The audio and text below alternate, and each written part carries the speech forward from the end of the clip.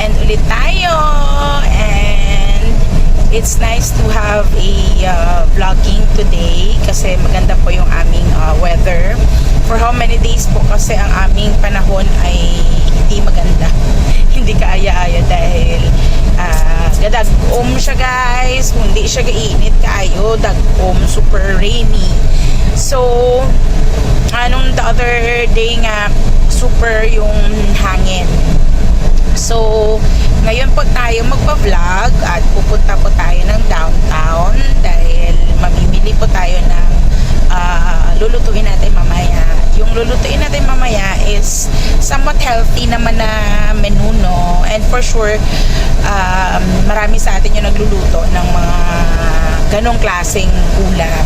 So, mamaya yun yung ating uulamin. And secret po muna ngayon. Dahil titingnan natin mamaya kung ano pa talaga yung healthy na ulam yung ating lulutuin. May ano lang siya, portion na healthy. Hindi siya totally healthy. Say hi muna, Daddy Rex. Good morning, mga kagings.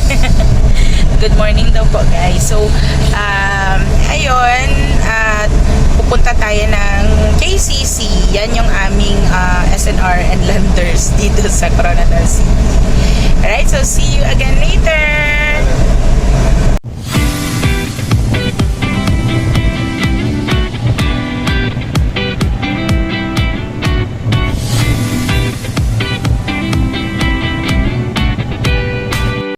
Alright, kukuha pa tayo ng ang tawag nito, kiat-kiat. Itong favorite ng mga bata. Mura lang siya dito, 69 pesos lang. While sa fruit stand, you can buy this in but at 100 pesos. Sarap ito. Okay, dito na pa tayo ngayon sa may pila. And super pila talaga siya guys. Siguro dumami yung mga pera ng mga tao ngayon. Dahil, ayan, dito lahat. Ang daming nag-grocery.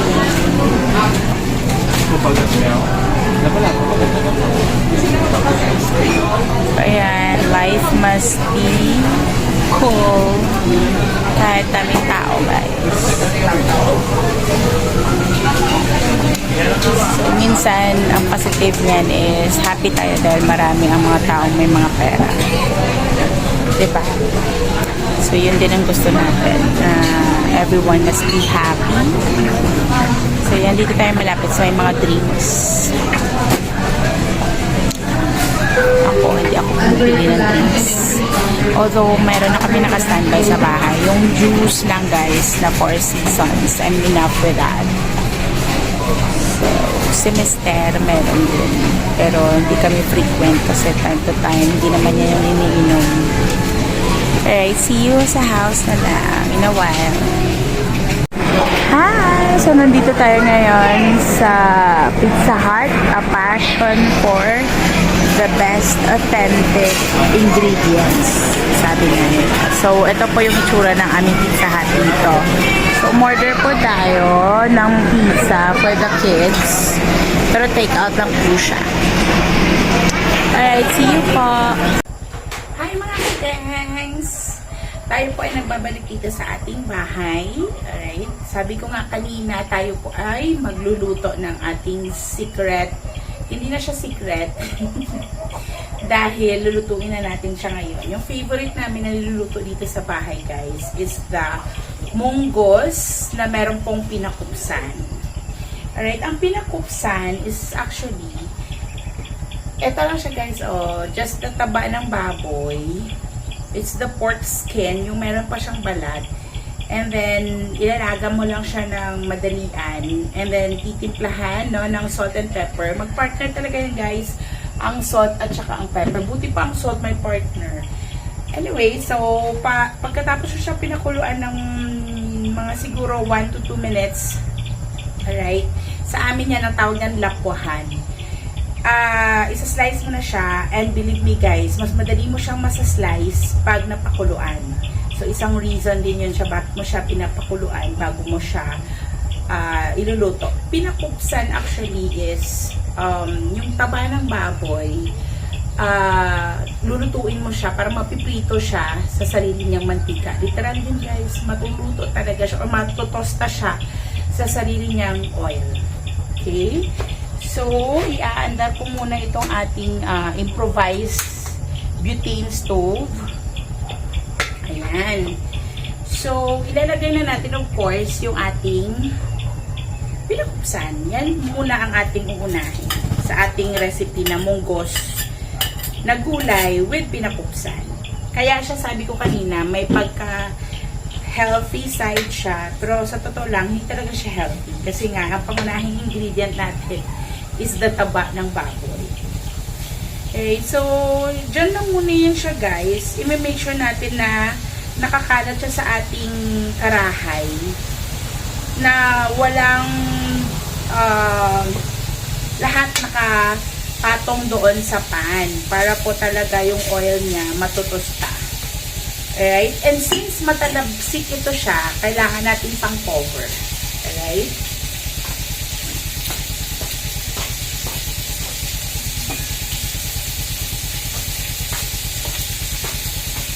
Ayan. So, kinuha ko lang po yung ating pantakip. We need to cover it kasi nga matalamsik siya. So, it's now cooking. Hayaan lang muna natin siya. So, ngayon guys, ang meron akong ingredients ng ating munggos. Of course, we have yung gulay natin, kalabasa. Yung kalabasa po dapat bite size. Ewan ko lang sa iba ha, syempre kanya-kanya tayo. May iba kasi na yung slice ng kanilang vegetable, nilapit ko sandali. Meron na kasi akong camera stand. So, ganito lang siya kaliliit, oh. Yan. So, habang nag-iingay yung ating pinakupsan sa likod, gusto ko lang ipakita na ganito lang dapat. Mga anak kasi natin ang kakain. So, dapat pagkain nila, diretso kaagad sa bunganga. So, wag yung mga malalaking slice. Hinaan lang natin dahil nagwa-wild na yung ating pinakupsan. Alright, so yun na, bite size na kalabasa. And we also have here yung ating pong patola. Yan siya guys. Ano lang siya, half cut. Okay, or cut into halves. So hindi talaga siya yung buo-buo. So dapat maliliit pa rin. Okay, para mas makakain siya ng mga bullets. And of course, yung ating pong spinach or yung ating pong alugbate sa amin. Okay? So, dapat siya, meron siya talagang leafy vegetable. Hindi siya dapat mawawalan. Kung wala kayong ganun, okay lang naman malunggay. Alright, so hintayin muna natin itong matotosta. And then, after that, hahanguin natin siya. Para umpisahan na natin yung ating munggos. Okay? So, ayun siya. Ang ganda talaga dito guys, mag-cooking session sa aming terrace. So, maingay lang kasi marami din dumadaan ng mga sasakyan. Ito na lang naman marami. Nagluluto. Patingin-tingin sa harap. Pero, believe me guys, ilang days din na talagang umuulan dito. Sobra. And by the way, yung ating po pinapuksan, dapat yung ano mo na sa kanya, yung paglaga. Dapat may ano ka na, salt, and yung pepper na gagamitin is pepper seeds. Or pepper seeds yung dapat, hindi yung powdered pepper or yung ground na pepper. Hindi yun. Maya, para maipakita kung ano nang itsura ng ating toasted na pinakupsan. Alright guys, tapos na tayo sa ating pagluto ng pinakupsan. So, eto na po siya. Yan na siya guys, oh. Diba kanina marami pa po ito. Ngayon, ito na lang siya. Kasi, diba, oil yun siya. So, nakupsan na siya, nabawasan na yung taba. So, kaya siya lumiit. Alright, so umpisahan na po natin yung ating pagluto ng ating pong munggos with pupusa. So yung kanina po natin na frying pan, yung pa rin po yung ating gagamitin. Sandali lang, aayusin ko lang yung aking camera. Ayan, para mas nakakonsentrate dyan sa ating lutuan. Okay, so first of course, isisindi mo muna yung ating kalan. Ayan. Tapos by the way guys, since lumiit yung ating pinakupsan, hindi naman pwedeng yun lang yung ating ihahalo sa ating munggos. Kaya kumuha po ako ng 1 piece of pork chop. And then, na-slice ko na po ito para po panghalo din natin sa ating munggos. Okay, so nag-init na tayo. At saka magtira ka ng konting oil from the pinakupsan. Okay, so syempre sino sa atin kung magluluto ba nauuna yung ahos o yung bawang? Raise ng kamay. Ayan, ako isa po ako. So iba kasi talaga yung lasa pag nauuna yung bawang. And then next, of course, i-make sure po muna natin na nagkakaramelize yung ating garlic. Okay. Malalaman nyo yan guys kasi mas mabango. Matapang kasi yung aroma ng ating garlic. Okay, then after that, pag medyo brown-brown na siya, wag naman yung sunog. Ilalagay na natin yung ating onions or yung sibuyas. Ayan. By the way guys, yung aking tawag nito, luwag sa amin. Malaki masyado. But it's okay. Bibili tayo ng medyo maliit-liit o yung appropriate talaga sa pagluluto pag may time. And then of course, sumahalo din ako ng ginger. Naglalagay ako ng ginger sa aking mga gulay. Especially if yun na nga, may munggos. So, ayun. So, gisa-gisa na tayo ng gisa-gisa. And of course, since nagdagdag tayo ng pork, so, ihahalo din natin yung ating pork. And every time na nag-iisa po tayo, guys, we have to make sure na nilalagyan natin ng salt and pepper. Pero, make sure muna na medyo na ano natin siya, ginisa natin siya ng maayos before we put the salt and the pepper. Para may lasa na po yung ating mga sahog. Okay? So, ayan siya. So, lalagyan natin siya ng ating pink salt. Okay, merong mga nagtatanong kung saan daw natin nabibili itong ating grinder na Himalayan salt. Marami naman po ito, no, sa grocery store, meron yan. Pero, itong sa amin, nung pumunta kami ng Davao, guys, nakapag-visit tayo sa Landers. So, doon natin yung nabili. And, nagkataon sale. Ito din, yung kanyang partner, yung pepper. So, sa paggisa pa lang, dapat may lasa na yung ano nyo, pang sahog. Hindi pwedeng walang lasa. Kasi yun yung nagpapasarap sa ating mga luto, guys. Alright?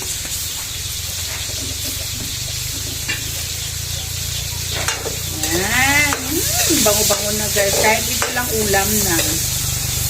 Of course, then, ihahalo na natin yung ating munggo. Oh my gosh. The masarap na munggos. Ayan. Yung mga may arthritis dyan, pwede na manood na lang muna. Okay? Ayan. Gisahin din yung munggos na nilaga na natin. Okay, gisahin natin siya ng maayos. Para masarap siya mamaya. Ayan. So, importante din na meron tayong water. So, kukuha lang ako. Water, by the way guys, dapat yung nang-boil na. Para hindi naman matagal na hintayin mo. Okay, so isasabaw lang natin siya. Yun. Now it's done. Okay, huwag masyadong marami yung tubig. Okay, and then hintayin natin siyang mag-boil. So, make sure natin na yung ating fire is yan. Okay, kukunin ko lang yung ating pangtakip.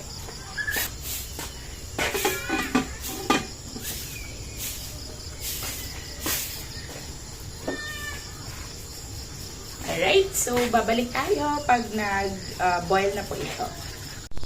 By the way guys, ipapakita ko lang ang na-prepare ni Hubby na aming suka at sausawan.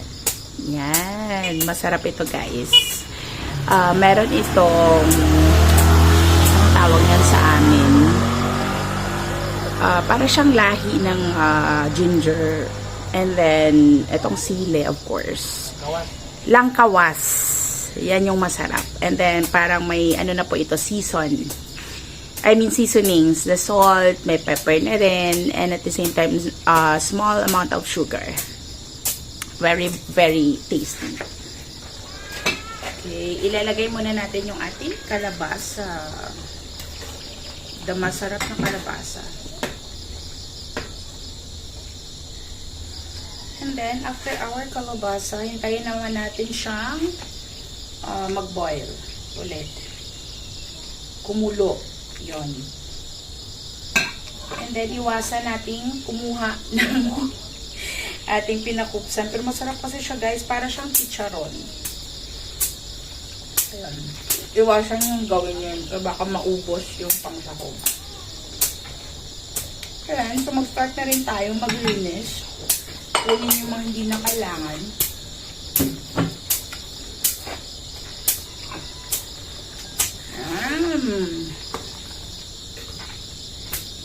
Kumukulo-kulo na.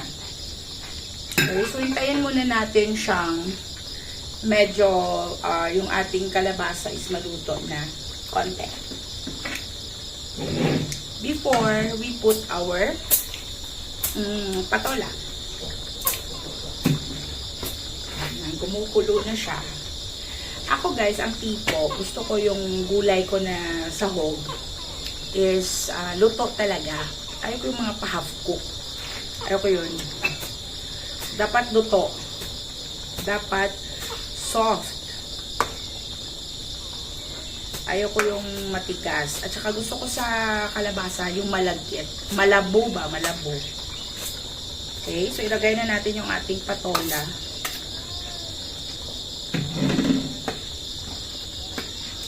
Yan, ang sarap-sarap na niya, guys. So, hayaan lang muna natin siya. At this point, mas gusto ko siyang naka-cover. So, babalikan na naman natin siya after 2 to 3 minutes. Alright, nailagay na natin yung ating spinach, by the way. Kanina, guys. Kasi mabilis siyang kumulo. So, atin na ilalagay yung mix of salt and pepper. Okay. So, make sure guys na tinikman nyo muna para alam nyo kung ilang amount of salt and pepper lang yung ilalagay nyo. Kasi baka mamaya masobra naman yung alat. Hindi masarap ito. Ganun. Ayan, para tayo nagpapapation. Alright.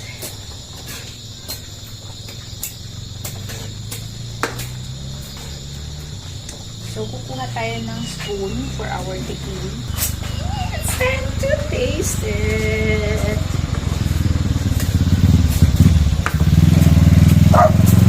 Okay, so sabi ko nga kanina, huwag masyadong marami yung sabaw na water. Kasi yung atin pong spinach, magtutubig pa yan. Alright, so titikman na natin siya. Huwag ka dito sa spot, sa swaddle mo mag-taste. You get a separate spoon.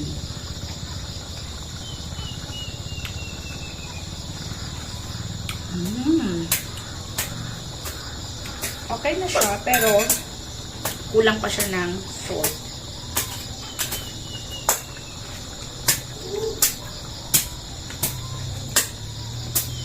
Okay, kukuha pa tayo ng salt, konti. Okay, kumuha tayo ng salt, konti.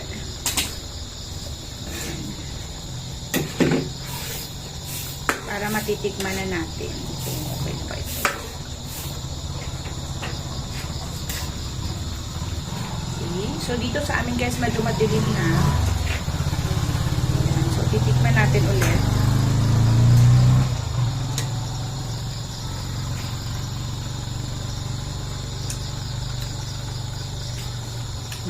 Masarap na. Alright. Masarap na. Ito na yung hinahanap natin na lasa. Okay? So, ihahalo na natin yung ating star of the menu, which is the pinakupsan. Ayan. Sarap-sarap. Okay. So, ihalo natin siya sa ating gulay. Then, hintayin lang natin siyang maluto ng mga 2 to 3 minutes. Kasi okay na itong mga gulay natin. Okay, so guys, pabalik ako pag nasa bowl na itong ating menu. Alright, mga kagangs, ito na po yung ating munggus with pinakupsan. Ayan, so kung nakikita nyo po, yan mga pork natin na na-fry kanina. Yan yung mga pinakupsan. And of course, yung ating kalabasa na ano lang siya, bite size lang. And of course, with our spinach. Ayan. So, ngayong gabi guys, ito ang aming ulam. Ang sarap-sarap. Alright, so babalik tayo mamaya after namin mag-dinner. Ayan mga kagangs, thank you so much for being with me sa pagluluto natin ngayong for dinner. Next time, titingnan natin kung ano na naman yung ating lulutuin. Okay, for our video. And yun nga lang, next time siguro mas okay kung itutuloy natin yung ating pagro-road trip sa isa sa mga places dito sa amin sa South Cotabato. So yun yung ating ginagol. So sa ngayon, ayan, magbababay muna tayo para po sa susunod na naman nating mga vlogs. Char. So, sana po ay na-appreciate nyo yung ating niluto.